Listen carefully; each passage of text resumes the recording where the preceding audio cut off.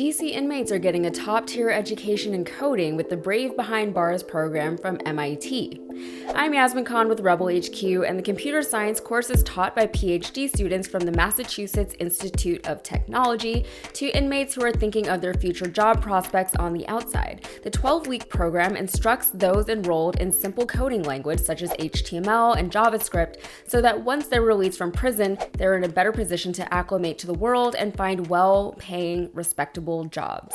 I think sometimes we forget how quickly technology truly moves because we're just so in it all the time. But for people who are locked up without much access to the internet or computers, especially those who have been incarcerated for extended periods of time, they can emerge from prison into a world they don't recognize, or a world where they are ill-equipped to succeed. For instance, one of the students said he felt overwhelmed and even considered quitting when he was asked to rename a file on the computer, which is something that most of us wouldn't even think twice about, but only because we've been learning and growing with these machines since they've been out. It's a lot less daunting to learn how to code when you already use a computer on a daily basis, but some of the students in the program were facing a steep learning curve. By the end of the program, the students had a graduation ceremony where they received their certificates and presented their final projects, a website that they built. Imagine going from not knowing how to rename a file to building a website in 12 weeks. It's quite an accomplishment.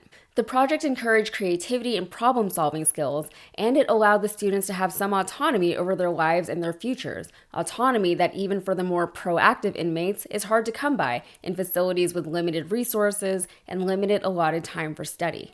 The program is intended to help reduce instances of recidivism once inmates are released.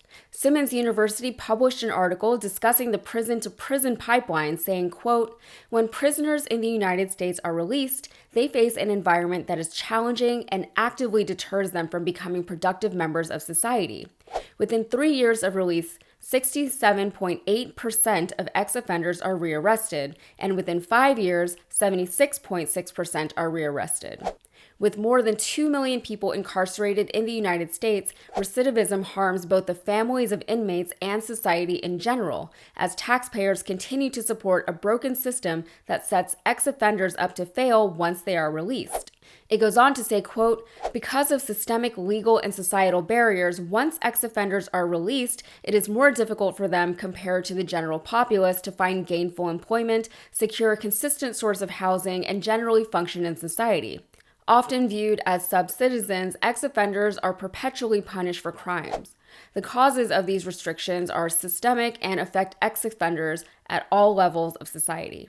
And here's a fun quote from President George W. Bush back in 2004. He said in his State of the Union address that year, quote, "This year, some 600,000 inmates will be released from prison back into society. We know from long experience that if they can't find work or a home or help, they are much more likely to commit more crimes and return to prison. America is a land of the second chance, and when the gates of the prison open, the path ahead should lead to a better life." And we know that there's a strong correlation between poverty and high crime rates. According to the Prison Policy Initiative, a nonprofit and nonpartisan organization that studies the effects of mass incarceration on people in society, quote, "Far from offering people a second chance, our criminal justice system frequently punishes those who never had a first chance, people in poverty. By focusing law enforcement on low-level offenses and subjecting criminal defendants to bail money and other fees, our country effectively punishes people for being poor. Poverty is not only a predictor of involvement with the justice system, too often it is also the outcome. Criminal punishment subjects people to countless fines, fees, and other costs, often enriching private companies in the process. A criminal record, meanwhile, does lasting collateral damage. The answer to reducing crime isn't more police or more prisoners. Those are band-aids. They don't address the systems and circumstances that drive people to crime in the first place. They don't address the fact that lack of opportunities for impoverished people is more likely to lead those people to desperate measures. And of course, I'm not saying that some people aren't going to commit crimes regardless. You're never going to get rid of crime altogether, and I think it's unreasonable to expect to. But you can make an effort to at least address the root cause and reduce its frequency. So I think this program is really cool, and I think it has the potential to really help people. People who end up in prison have a tough time with things even once they've served their time for the crimes that they've committed. They have trouble finding jobs and acclimating to a society that is years ahead of where it was when they left. They've been unable or limited in their ability to learn and develop skills while they were incarcerated, and their options for doing so once released are often blocked from them by several roadblocks. It's kind of like when people say they're going to be a doctor, but they haven't gotten into medical school yet. You can't be a doctor if they don't even let you try. You can't even try if you didn't go to college, and you can't go to college if you didn't do well in high school. In the system we've currently got, education is a privilege that you either have to pay an unholy amount of money for, or you have to work incredibly hard for many years for the opportunity to pay an unholy amount of money for.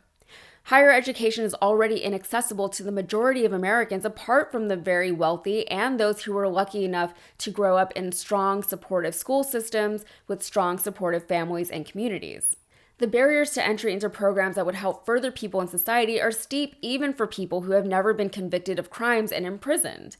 I've always believed that education can be a person's ticket to wherever they want to go, and while I realize that that's a very, very idealistic view to hold, I just think it never hurts to keep learning and growing. Education has the potential to open doors that open worlds, whether that education is institutional or not. While some companies contemplate removing educational requirements from job listings because considering the inflated cost of higher education, to require them is nearly akin to class discrimination, those degrees and certificates are still highly valued in the job market. If we want to see former inmates succeed in society after they serve their time, we can at least give them a leg up when and where we can. The more people have a sense of purpose and the means to succeed in society, the better it is for everyone.